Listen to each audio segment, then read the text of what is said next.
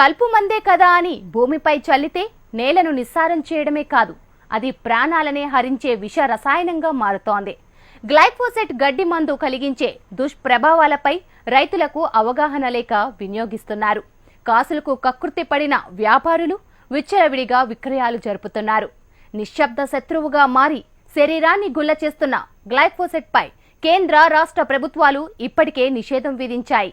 తెలంగాణ రాష్ట్ర ప్రభుత్వం కూడా విక్రేతలపై కఠిన చర్యలు తీసుకోవాలని జిల్లా కలెక్టర్లను, వ్యవసాయ అధికారులకు ఆదేశాలు జారీ చేసింది. ఇంతకీ ఈ గ్లైఫోసేట్ తో పొంచి ఉన్న ప్రమాదం ఏంటి? దీనివల్ల కలిగే దుష్ప్రభావాలేంటో ఇప్పుడు తెలుసుకుందాం.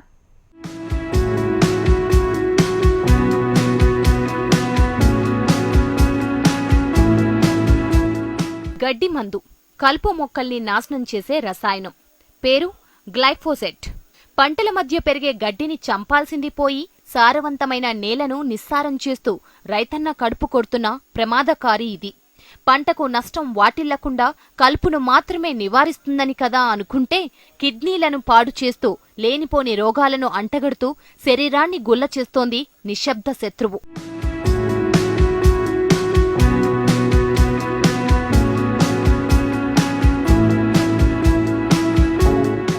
ముసురు వానలకు కలుపు మొక్కలు పెరుగుతున్నాయని రైతులు దీన్ని విచ్చలవిడిగా వాడుతున్నారు. గ్రామాల్లో కూలీల కొరత ఎక్కువవ్వడం కూడా ఈ రసాయన వాడకం పెరగడానికి కారణమైంది. దీని దుష్ప్రభావాలపై అవగాహన లేకపోవడం మరో కారణం. ఈ రసాయన అవశేషాలు పంటలపై చేరి మొక్కలను విషంగా మార్చేస్తున్నాయి. నేల తేమ ఉన్న బెట్టగా ఉన్నట్లు మారిపోతోంది. గ్లైఫోసేట్ ను ఇలాగే ఇష్టమొచ్చినట్లు వాడితే భవిష్యత్తులో విపరీత పరిణామాలు ఉంటాయని భావించిన కేంద్ర రాష్ట్ర ప్రభుత్వాలు దీనిపై నిషేధం విధించాయి. జిల్లా కలెక్టర్లకు, వ్యవసాయ అధికారులకు ఆదేశాలు జారీ చేశాయి. రాష్ట్ర వ్యవసాయ శాఖ ముఖ్య కార్యదర్శి పార్థసారథి జిల్లా కలెక్టర్లు, వ్యవసాయ శాఖ అధికారులను అప్రమత్తం చేశారు. గ్లైఫోసేట్ కనిపిస్తే కేసులు నమోదు చేయాలని, దుకాణాన్ని సీజ్ చేయాలని, విక్రేతలపై కఠిన చర్యలు తీసుకోవాలని ఆదేశించారు. అయినా పెస్టిసైడ్ డీలర్లు, వ్యాపారులు గ్లైఫోసేట్ ను విచ్చలవిడిగా విక్రయిస్తున్నారు.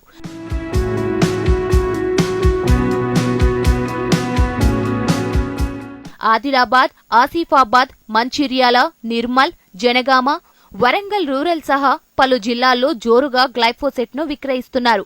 గ్లైఫోసేట్ ప్రాణాంతకమని ఎన్నో ఏళ్లుగా వ్యవసాయ శాస్త్రవేత్తలు, ఆహార భద్రతా అధికారులు హెచ్చరిస్తూనే ఉన్నారు. శ్రీలంక రైతులు దీన్ని మోతాదుకు మించి వాడటం వల్ల కిడ్నీ సమస్యలు తలెత్తి ఊహించని రీతిలో చనిపోయారు. క్యాన్సర్ మరణాలు చోటు చేసుకున్నాయి.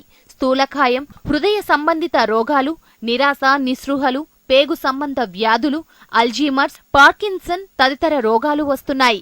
ఎలుకలు, పందికొక్కులు మనుషుల్లో చేసిన పరిశోధనల్లో దీని ప్రభావంతో DNA దెబ్బతింటుందని తేలింది. ఇక పంటలపై ఈ రసాయనం చల్లుతున్నప్పుడు ఆ పరిసరాల్లో గర్భిణీలు ఉంటే పుట్టబోయే పిల్లలకు జన్యులోపాలు వస్తాయని శాస్త్రవేత్తలు హెచ్చరిస్తున్నారు. అమెరికా, కెనడా, మెక్సికోలో గ్లైఫోసేట్ ను విచ్చలవిడిగా వాడుతున్నారు. 1974 నుంచి రసాయన వాడకం ఎక్కువైంది. ప్రపంచవ్యాప్తంగా 56% మంది రైతులు దీన్ని ఉపయోగిస్తున్నారు.